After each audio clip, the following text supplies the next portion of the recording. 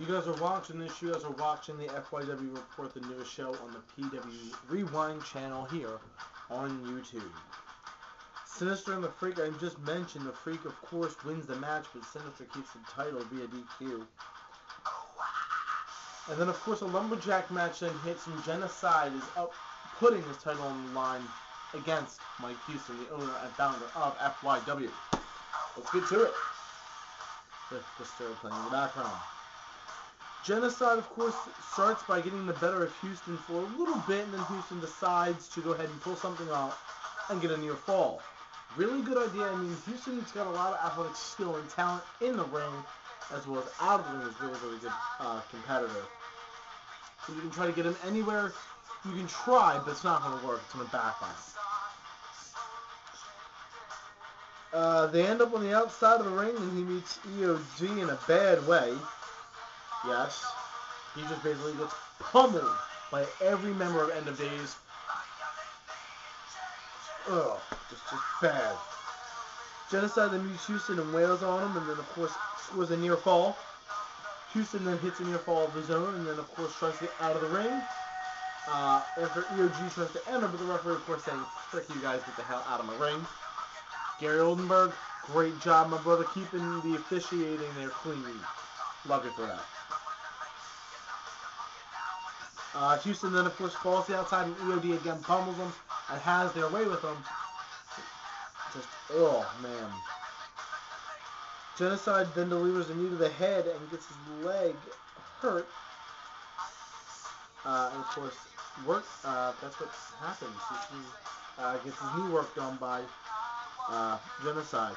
Then Houston decides to go ahead and have a little bit more fun and deliver an atomic drop and kick. And the next heel kick after he gets Genocide off of him.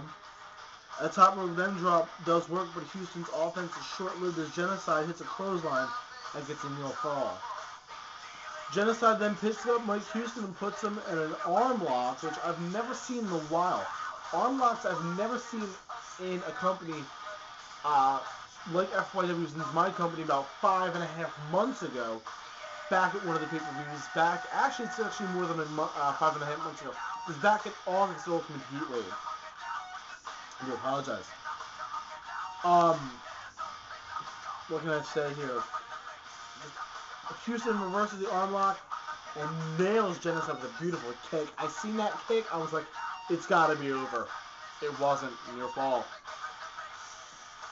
Because it was a kick to the back, so I honestly thought it was going to be over too. Houston, of course, then stations an offense and that finds himself outside again. The funny thing is, there was no one there to beat the hell out of him. Because Jimmy Jack Daniels showed up, baby. The Sheriff is back in FYW. Love it. Jack Daniels coming out and beating the hell out of EOD. While that's happening, the match inside the ring is still going on with Houston and Genocide. Near fall for Houston. And then he hurts Genocide more. Jimmy Jack still lays out EOD, and Genocide gets a 2 count. Houston then hits a stroke, then a headbutt, leading to a near fall. Oh. You want to know a great move? A great finishing move? Name? I thought my finishers, the Demon Driver and the Demon DDT, were amazing. I like what he decided to do. He hits his finishing move. Houston, we have a problem. That right there is going to do it, folks. The ball game. 1, 2, 3. Houston, new global champion. Props for my man, the founder.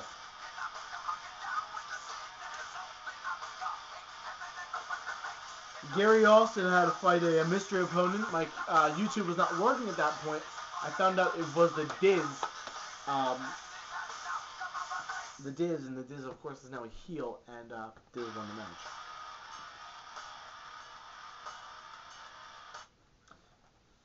Music. Just thought it'd be fun to play that song. The next fight, of course, was the NYR, the News Revolution Battle Royal. Archangel and Boomer Rose were the first 2 entrants to play in the match.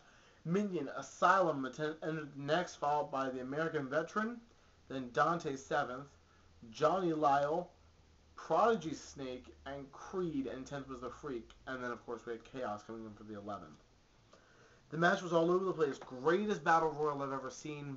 besides the Royal Rumble that already happened, I've seen plenty of Battle Royals that happened in my company, at TNA, WWE, what have you, but FYW did a really great job for the Battle Royal. The number one contender for the title would be the Freak. He ended up winning the match.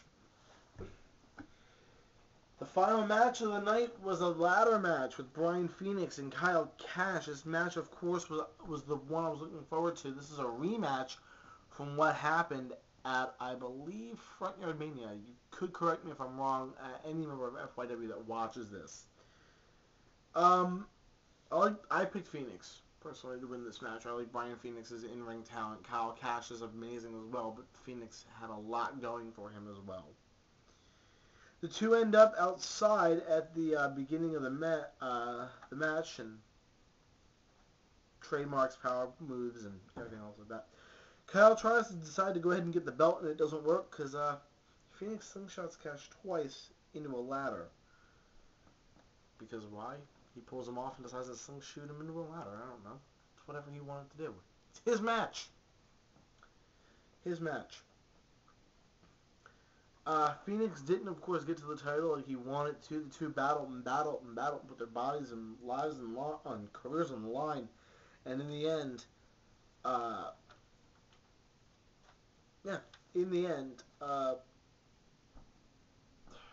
more can I say? This right here was a class act. The match ended with Phoenix winning the title. I decided to keep this one short for time's sake and time constraints, because I want to talk a little bit more about why I'm doing the show as well.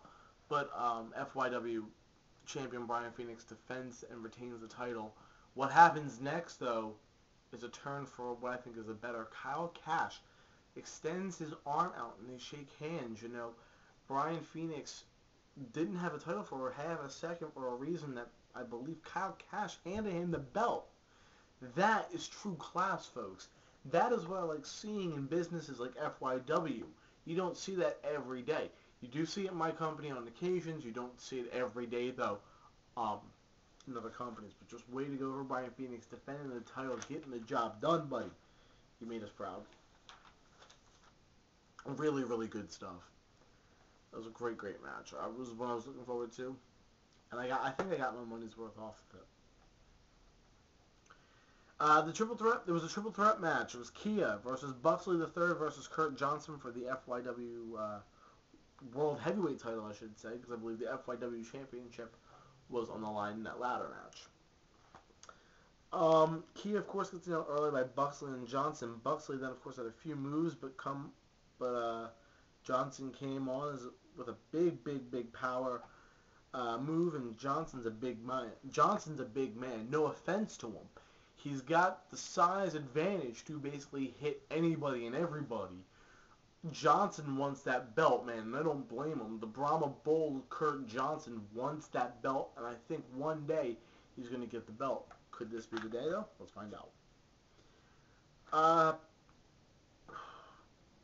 Buxley then uses the chair and eliminates Kurt. Wasn't going to happen for Kurt. Kurt actually screwed up his ankle, if I believe correctly, with that chair. Or was it his knee? It was one of the two. Kurt was, of course, then eliminated early. Kia then decides to use my favorite weapon again, a kendo stick, and Kia then gets a small offense. And Reynolds, of course, then does work on getting one. He gets a small one. It doesn't last about a second and a half, though. Buxley kicks out after a few moves that Kia nails. Then Kia grabs another kendo stick and gets a near fall. The match pretty much ends up with a lot of stuff happening with Kia and Buxley battling it out. EOD does make a late appearance in the match, if I believe correctly. Yes, they did. My fault. Kia, of course, successfully defends the title against Buxley and Kurt. Kurt, hopefully you get better soon, buddy, because I want to see you win the title again for all of us. And EOD, of course, again lays out Reginald Buxley III. Buxley, of course, told me that he will be coming back. When he does come back, he's going to go after one person.